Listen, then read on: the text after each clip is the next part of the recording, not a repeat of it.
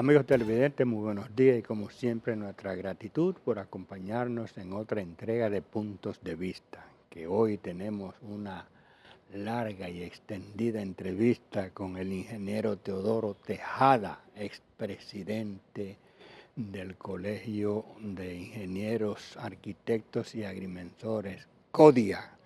Con él vamos a conversar sobre temas de interés, como una propuesta que ha hecho para auditar, auditoría forense, y también del tema de tránsito, porque parece que eso es el problema más acuciante, por lo menos del Gran Santo Domingo. Pero vamos a hacer una breve pausa y venimos con nuestra entrevista.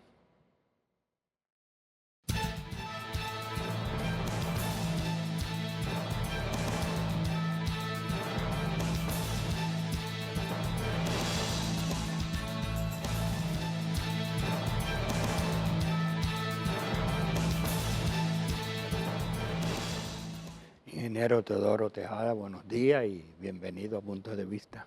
Bueno, Linares, para mí es un honor, la verdad, que usted me tenga siempre presente. Y nuestro amigo Cava, que siempre está atento. Yo diría que Cava es como su representante aquí. Ingeniero, usted escribió y en las redes se hicieron eco y algunos medios sobre una propuesta que me llamó un poco la atención porque habla como una especie de auditoría forense. La gente entiende en la palabra forense, la asocia con, con, con algo muerto, o sea, pero se refiere a obras inactivas. ¿Por qué esa postura suya? ¿A qué obedece? ¿Qué hay por ahí de por medio? Bueno, gracias, Linares. Mire, es que la auditoría forense es diferente a la auditoría interna. La auditoría forense, como usted bien apunta, lo relaciona la gente con los cadáveres, porque es que lo analizan de una manera profunda. Tienen que abrir el cuerpo, tienen que examinar órgano por órgano. Es una auditoría que no solo se auditan los procesos y los aspectos legales, sino que se va más allá de fiscalizar si lo que en una obra usted ha ubicado, lo ha realizado consono con los pagos correspondientes y con la calidad de la misma, de la obra. Entonces, en estos días yo estuve conversando con un amigo, que por cierto es muy amigo del ingeniero Eduardo Estrella, ministro de Obras Públicas. Entonces, yo le estaba comentando de que a partir de agosto, exactamente del 18 de agosto del 2006, cuando se promulga la ley 340-06 sobre compra y contrataciones públicas, que por demás, el mismo día, la misma noche, yo recuerdo el presidente de entonces, Leonel Fernández, dijo que la misma sería modificada, que iba a ser llevada al Congreso de la República otra vez, porque habían aspectos que las cámaras no habían tomado en cuenta de lo que él había mandado. Pero eso vino todo relacionado que en el artículo 16, modalidades de selección, se le escapó la contratación directa en el ítem de o contratación directa o grado a grado. Se le escapó. Entonces la Embajada de los Estados Unidos protestó y dijo que no estaba de acuerdo con el grado a grado. Y máxime cuando el Colegio de Ingenieros, o el Colegio Dominicano de Ingenieros, Arquitectos y Agrimensores CODIA, había sido el abanderado de haber hecho hasta marcha, protesta ante el Congreso por la eliminación del grado a grado. Entonces, de ahí surge también que, bueno, contar que la ley 449-06, que modifica la ley 40 en varios de sus artículos. Entre ellos modifica el artículo 8, con el artículo 8 modifica el artículo 17 de la ley, porque ya el artículo 17 lo que tenían eran los umbrales. Y de una vez y por todas, quitaron el umbral para contratación directa. Por ende, ya no estaba en el artículo 16. Y de ahí muere la contratación grado a grado. De manera, por ley, porque licitaciones que hacen a mañana por ahí también se dan grado a grado. Se parece. Pero Terminan dentro del siendo. contexto que usted me dice, al promulgar esa ley el 18 de agosto del 2006, el artículo 31 de la ley 340-06, en el numeral 2, dice que una obra puede subir o disminuir un 25% del valor total de su presupuesto original o de su presupuesto contratado. Entonces, pero esa misma ley dice, en el artículo 77, que los proyectos u obras firmados antes de entrar de esta ley seguirán activos con la ley anterior, que era la ley 105 del 17 de marzo de 1967. Esta ley, en su artículo 1, decía que todas las obras mayores de 10,000 pesos iban a concurso, que era la palabra que se usaba antes.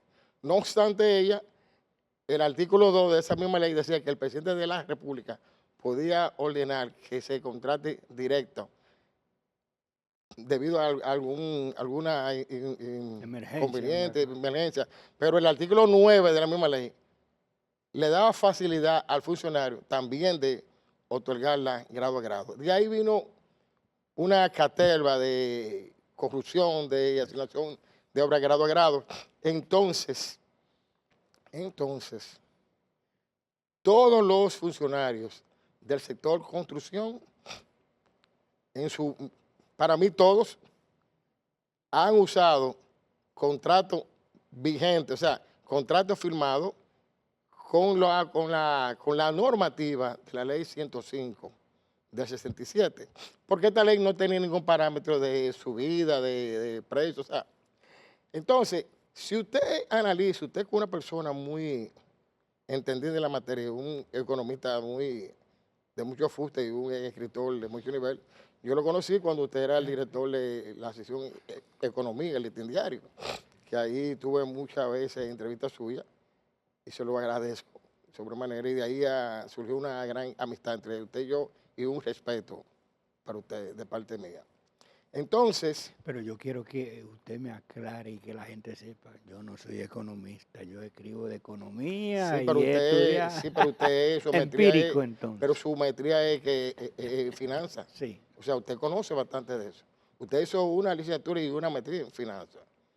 Entonces de ahí, si usted analiza, el 90% de los contratos activados con esa ley, que han subido exponencialmente, hay contratos que de 100 millones han subido hasta 2,000 millones.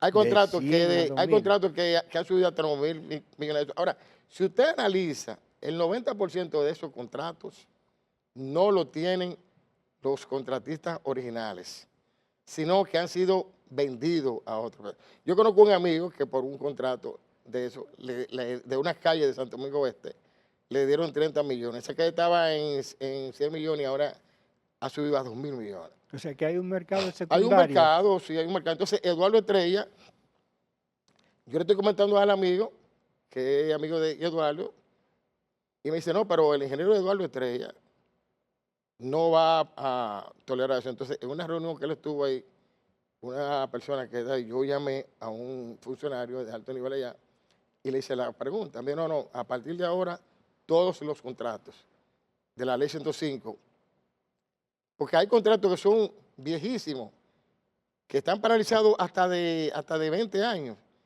Y viene uno que es amigo de Eduardo Estrella y dice, no, espérate, Linares, su contrato, yo se lo voy a comprar tanto, yo voy a hablar con Eduardo para que lo active. Pero hay que hacerle una actualización real, un estudio real profundo, actualizarlo en precio, en partida, pueden meter partida, pero hay que hacer un equilibrio económico también. Entonces eso sube. Pero de ahí, usted está haciendo las calles de Guayupita y le meten también las calles de Jaina. y le meten en ese contrato, porque ahí no hay parámetros. Eso es una rumba para la corrupción. Entonces yo digo que yo felicito al ministro de Obras Públicas, pero aparte de eso, hay que hacer una auditoría profunda forense. ¿Por qué han subido tanto esos Ingeniero, precios? hay algunos aspectos técnicos y quién sabe si hasta no técnicos de por qué una obra puede caer en pasividad y por qué esas fluctuaciones, pero yo quiero que usted me lo explique en el próximo segmento. Volvemos en unos instantes.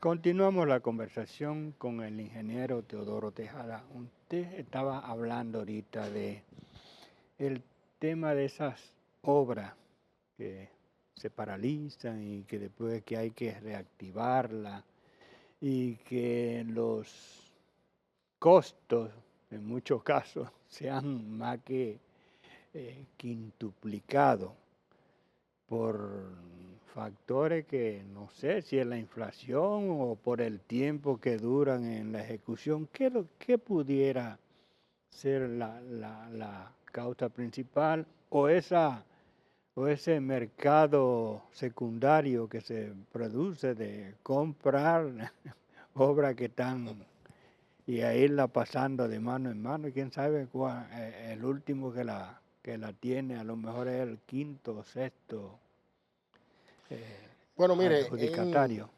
Linares, ya bajo un análisis profundo de lo que es la ley actual 34106, bajo ese concepto, por ejemplo, se han paralizado muchas obras desde el 2006 aquí. Estamos hablando de 19 años, ¿no? Ujú. Entonces, ya hay obras que también, cuando cambian los gobiernos, los diferentes gobiernos no quieren continuar obra del anterior gobierno, que ha sido diferente en este gobierno. El presidente Luis Abinader, básicamente, con el ingeniero de Línea Ascensión, ministro de Obras Públicas, bajo un respeto de la seguridad jurídica, dejaron los contratos activos y continuaron muchas. Es importante destacar que de los ministros de Obras Públicas del 2006 para acá, el que más licitó fue de Línea Ascensión, aunque tuvo que activar obra vía también, porque usted sabe que hay muchos amigos que lo llaman y hay que activarla, y algunas que se necesitaban. Porque todavía hay obras que, por ejemplo, de calle que tenemos en diferentes barrios que no son beneficiados, que están en el contrato, pero los contratistas de asfalto nada más les gusta asfalto sobre asfalto. Y hay calles de esas que aunque estén en la ley 105-67, hay que activarla. No obstante, hay que hacerle un informe forense de qué es lo que falta en sí y no seguir más para allá. Entonces, la ley, en la ley 340-06, aparte de ya del primer factor, que es que si un gobierno cambia, no continúan las obras, que repito, este gobierno ha continuado muchas obras del anterior gobierno. Entonces, por ejemplo, hay obras que dependiendo del incumbente que llega, se paralizan porque ya no le paga al amigo que está o que encontró, o las obras que él licita. Esas son las prioridades. Como que el Estado es de él y los cuartos son de él. Entonces, pasa esto aquí. Pero los presidentes se hacen mudos, sordos y ciegos en eso. Por ejemplo, en el caso vamos a hacer un caso específico, que el presidente Luis Abinader, desde su toma de posesión en su primer gobierno, habló en agosto el 16 de agosto del 2020, habló de que encontró muchísimas obras paralizadas con el nudo legal. Básicamente ese nudo legal estaba basamentado en que los sorteos de escuelas y los hospitales la mayoría se hicieron, la construcción de escuelas básicamente, fueron con diseños enlatados y por ende presupuesto de eso. Y no tenían ni el lugar donde construirse.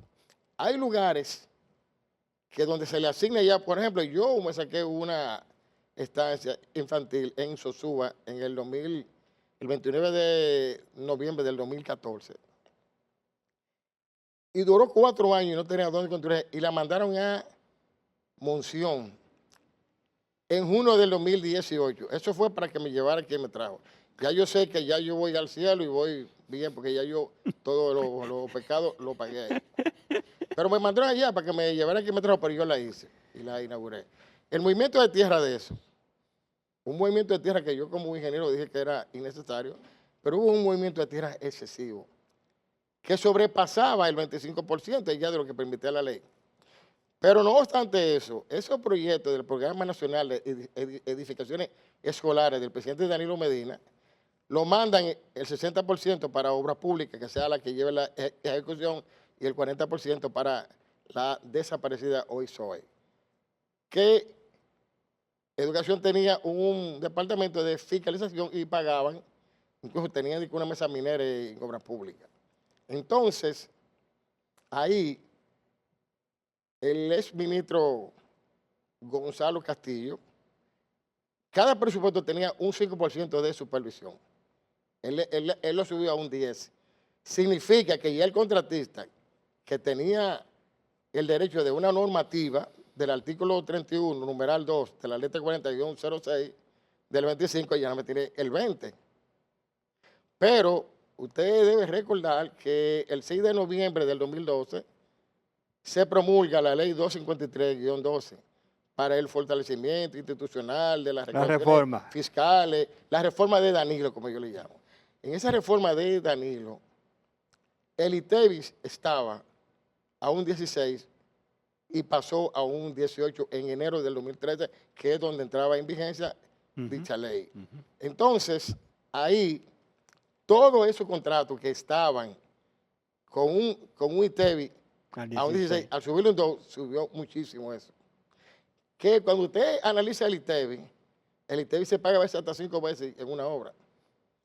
El que la produce, el que la lleva a la ferretería grande, el que la ferreta a la ferretería media, el que va vendiendo, y en los pueblos usted tiene que comprar la ferretería que hay ahí. Ya esa ferretería tiene por lo menos el cuarto ITEVIS. Ya. Entonces eso subió grandemente, pero en la tasa del dólar también, que estaba al 39 y después subió casi al 40 y pico.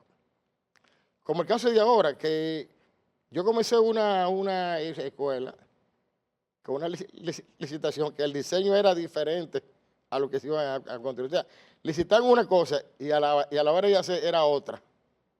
Y entonces usted encuentra a mi mismo funcionario, que obtuso, que no, que tienen, o sea, que no han estudiado jamás y son obtusos. Bueno, cuadrados, la cosa es que esos proyectos, cuando fueron a los lugares, los movimientos de tierra estaban por encima del 25. Un ITEVIS que sube, un dólar que sube, más la especulación.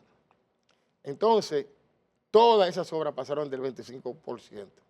Hallaron un gran nudo legal y el presidente Luis Abinader, aunque el nudo legal yo decía que era un nudo ficticio porque el artículo 30 y 32 de la ley de 4106, en su numeral 1 dice que cuando existieran acontecimientos extraordinarios, independientes que sea culpa del contratista, el contratista tendrá el derecho a que se le devuelva el equilibrio económico del proyecto. Muchos analistas del Estado creen que el equilibrio económico está basamentado en números, que se sube de precio o no. Cuando usted incrementa una partida, una cantidad de, por ejemplo, si yo tengo 10 metros cúbicos de bloque y ahora usted me ordena 40, la diferencia de esos 30 metros cuadrados de bloque, que no metros cúbicos, metros cuadrados de bloque, 100 metros cúbicos, o sea, en hormigón armado. Esa diferencia de esos 30 metros cuadrados, yo lo multiplico. 30 unidad metro cuadrado, valor tanto, ¿verdad? Cantidad total tanto. Ese valor que se aumentó de los 10 que yo tenía ahora, al final los 40, me va a un subtotal y después al total. Eso es económico, pero no lo entiende, dice que no. Pero el artículo 28 de la ley 4106 dice que para un contrato ser vigente y legal, tiene que tener cláusulas de equilibrio económico, aumento de precio, aumento de cantidades, todo ese tipo lo tiene el artículo 28.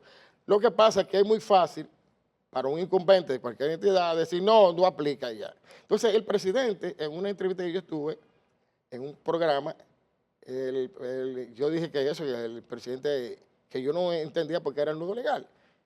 Y él le preguntó al ministro de Obras Públicas, entonces el ministro le dijo que sí, que del INE, que yo tenía razón, y le explicó, porque del INE es un doctor en Derecho, y aparte es un académico en Derecho también, aparte de ingeniero, una persona de mucho nivel. Y él, sí, pero yo no quiero problemas, yo me lo voy a hacer una ley. Entonces ahí nace la ley 118-21 de julio del 21, que se aplica a finales de diciembre, porque el contralor del momento, haciendo una normativa, esperó demasiado tiempo y se perdió 6 meses. Y ahí esas obras encarga al Ministerio de Obras Públicas de actualizar, de hacer un corte del proyecto hasta donde llegó y de ahí pagar lo que hay que pagar, o si no han amortizado el avance de contrato, y entonces hacer un nuevo contrato con la terminación de lo que queda real y con el costo real, y de ahí se daba un avance, y luego ese proyecto volvía a la ley 340 y se le subía el 25%. ¿Qué pasa? Que ese proyecto solamente abarcó las escuelas del Programa Nacional de Edificaciones Escolares, que en principio eran 4, y no sé por qué apareció después un quinto de Chivo, apareció un quinto, y los hospitales sorteados. Y 4 carreteras, que son la autopista Duarte, la circunvalación de Asua, la carretera Barahona Enriquillo y la carretera turística de Luperón, Puerto Plata, que enlaza a Santiago con Puerto Plata. Pero ¿qué pasa? Vamos a hacer una pausita ahí, porque usted está entrando en unos detalles muy interesantes, pero no lo podemos dejar en el aire. Vamos a hacer una segunda pausa comercial. Volvemos en unos instantes.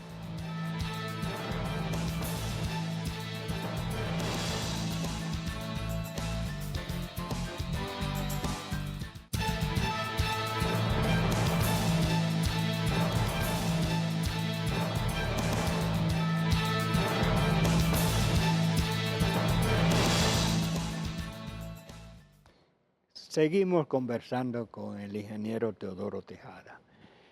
Entonces, esa mutación, ese traslado de un esquema previsto en la original ley de compras y contrataciones para la nueva legislación, la nueva normativa, para ese aspecto que es tan importante, porque estamos hablando de que el 35% del presupuesto debería ser en ley, según la estructura, para compras y contrataciones de servicios. O sea, estamos hablando de mucho dinero. Sí. Ya en un presupuesto que es sobre el billón de pesos. Entonces, en esa mutación, esa mudanza, necesariamente por cualquier factor debe haber un incremento de costo, porque hasta por la propia dinámica de los precios, un proyecto de mediano plazo, por ejemplo, no necesariamente de largo plazo, pero que no son corrientes que terminan en un año, tiene que sufrir esos cambios. Ahora, la normativa solo es cuando pasa de X% que sí, mire, Linares, usted es muy inteligente y uno tiene que venir preparado aquí. Mire, lo que pasa es, por ejemplo, el mes pasado, de acuerdo a un dato que no lo digo yo, lo da la Dirección de Estadística del gobierno. El índice de precio del sector de construcción vivienda subió 5.28%. Usted dirá, no es nada, un 5, es mucho. Pero nos estamos olvidando, para caerlo ahorita en la ley 118, otra vez, que no se me ha olvidado, nos estamos olvidando del factor dólar. El factor dólar el incremento del dólar es el peor enemigo del sector construcción. Eso es el peor enemigo del sector construcción. Más si me fíjese que el año pasado, en un informe del Banco Central dice que el sector construcción decreció 7.7%. Decreció. Y ahora sigue decreciendo de una manera muy peligrosa. Y entonces aquí se enfoca mucho tanto el presidente Luis Abinader como el gobernador del Banco Central, lo digo responsablemente, en la inversión extranjera y en el sector del turismo. Y la inversión privada local. La inversión privada local está basamentada principalmente en el sector construcción. Entonces, el mismo gobernador del Banco Central dice, en un informe del Banco Central de los índices y de los análisis de cada mes, en febrero, que la tasa del dólar iba a subir a final de año a 64.20. Pero ya, digo, eso fue, lo dieron en febrero, pero ahora el 15 de marzo pasado, un informe del Banco Central, que yo se lo puedo mandar al presidente de la República cuando él quiera, dice que esa misma tasa que habían dicho de un 64.80 a final del 2025, ahora va a ser 64.20 al final del 2025, dicho en febrero. Un mes después, el mismo Banco Central dice que la tasa a final de diciembre de 2025 será 64.80. Es un factor muy peligroso, muy alto. La devaluación de la moneda es muy alta. Si usted está basamentado, hay muchos economistas que algunos de ellos son economistas que tienen una maestría. Y se dan, por ejemplo, yo tengo una maestría en Derecho Constitucional. Por eso yo soy un abogado. Ya. El doctor Teodoro Tejada, no, yo soy ingeniero civil con una maestría en alta dirección pública y una maestría en Derecho Constitucional, una de Complutense de Madrid y otra de Castilla-La Mancha de España. Aparte de toda la maestría que tengo como ingeniero. Ahora, eso me da mi categoría de que yo soy un abogado. No, entonces, no, que aquí no hay, pues, óyeme, la dispensación es fuerte. Entonces, volviendo al tema de la ley 118-21, el presidente tuvo a bien hacer eso. Ahora, lo que yo no vi fue, claro, ¿por qué seleccionar nomás 4 carreteras y los programas y dentro de las escuelas y los hospitales seleccionar nomás lo del programa nacional de edificaciones escolares y lo de la sorteo de los hospitales? Pero ahora también el caso es peor. La ley 83-24 de diciembre del 2024 modifica en varios de sus artículos la ley 118-21, que yo no sé por qué se modifica, porque esa ley perimió o caducó el 31 de diciembre del 24 y modifica algunos de sus artículos. El artículo 2 dice claramente que esa ley, que el nudo legal, que esa ley es que el Ministerio de Obras Públicas, la ley prevista para tratar los aspectos legales correspondientes de alza de precios, pero el artículo 3 le da en la madre a todo el mundo. El artículo 3 dice que todas las obras, porque ellos hablan, por ejemplo, ahora metieron en esta ley, Obras Públicas tiene 4 carreteras, ahora tiene 16. EGI no era impactada en la ley 118-21, ahora tiene como 12 presas o 12 obras. El MIBE no era impactado, solo nada más en los hospitales, ahora tiene muchísimos proyectos ahí. Educación impactaba, era en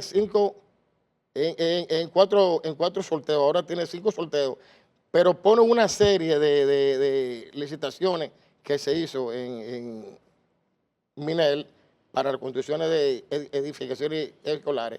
Entonces, dice claramente el artículo 3, todas las obras que son impactadas, todas las obras que pasan del 25%, lo dice en su aspecto 1 y 2, habla claramente que todas las obras que pasen del 25% son impactadas en ese proyecto. Sin embargo, ya en el artículo 6 van clasificando las obras que metió Obra Pública, que metió EGI, que metió el nivel y que metió Educación. Ahora bien, ¿se hizo vista pública para introducir esas obras? Todas las obras. Por ejemplo, hay obras de educación rescindidas. Por ejemplo, yo tengo un caso de una persona. Por ejemplo, el caso mío, yo tengo una obra que es del tercer sorteo. Y la licitaron otra vez porque el grado está prohibido porque la señora que lo estaba haciendo lamentablemente le dio un cáncer y hubo que rescindirla. Esa obra licita con un diseño diferente al que se hizo, totalmente. Y entonces ahora muchos intelectuales del gobierno dicen que esa obra no aplica la ley 83-24, porque no obstante es del tercer sorteo, fue licitada después. Pero lo que hay que terminar es esa obra, porque es del tercer sorteo, no importa si se la ganó aquella vez, murió, ¿qué van a hacer con eso? Y mucha gente que quedaron mal. Entonces, esas obras dicen la gente que tanto de todo lo que tiene que ver con contrataciones públicas, Contraloría, que esa obra no entra. Ahora yo digo, una ley está por encima de la Constitución de la República. El artículo 6 de la ley habla claro de respeto a la dignidad, pero el artículo 39 de la Constitución de la República habla del derecho a la igualdad, pero el artículo 50 habla de libre empresa. Pero ahí entra también la violación, el derecho, cuando usted le paran una obra que usted no tiene que ver con eso porque subió, por ejemplo, ese dólar que estaba al 40 y pico y ahora está al 64, básicamente. Entonces, pues está al 63 y pico, parecito que lo venden hasta mal. Y dice el gobernador que va a llegar al 65 porque 64.80 son 65. Entonces, eso viola también el derecho fundamental, constitucional, el derecho al trabajo, el derecho a la educación, el derecho a la salud, el derecho a la alimentación y el derecho a la educación. Un contratista que le paren esos proyectos, su hijo no puede comer, no puede estudiar, no tiene salud, él no tiene trabajo, la libre empresa. Pero el hecho de la igualdad, además, la Constitución de la República, en varios tratados, ha dado claramente en sentencias del Tribunal Constitucional la favorabilidad de la ley, que está basamentado en el artículo 7, numeral D, de la ley 137-11 del Tribunal Constitucional. Estamos en presencia que a esa ley le va a pasar igualito a lo que le pasó a la ley de ordenamiento territorial, que Wally Tavera y yo estamos en contra de que Faride metió una ley que no era adecuada, igual elevó una instancia y se elevó. Esa ley 83-24, si no se aplica a todo, en educación hay muchísimas obras que están por encima y ahora no le impacta. Toda la carretera, por ejemplo, la circunvalación de Ibaní, ¿por qué no la metieron ahora también? ¿No la metieron aquella vez? ¿Debieron meterla ahora también? Ingeniero, vamos a hacer la última entrega para poder cumplir con los comerciales que son los que nos mantienen. Volvemos en unos instantes.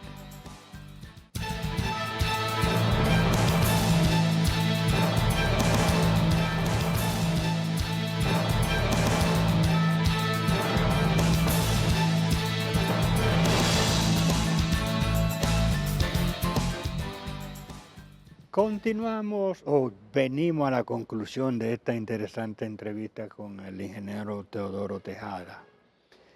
Yo me gustaría que usted me haga como una especie de de recomendación final para salir de toda esta, diría yo, embrollo que se ha armado con estas mutaciones, con este cambio de ley, con esta obra que quedaron inactivas, que no se quieren reactivar o que se quieren reactivar? No sé cuál es la mejor salida para ese tema. La transparencia. La transparencia. Cuando usted me tiene un proyecto de ley que cursa en el Congreso, y yo le mandé una carta a Pacheco sobre eso, y Pacheco y yo fuimos maestrantes de la maestría en Derecho Constitucional, pero Pacheco no le hace caso a nadie. Pacheco cuando le dicen por ahí, es por ahí que va.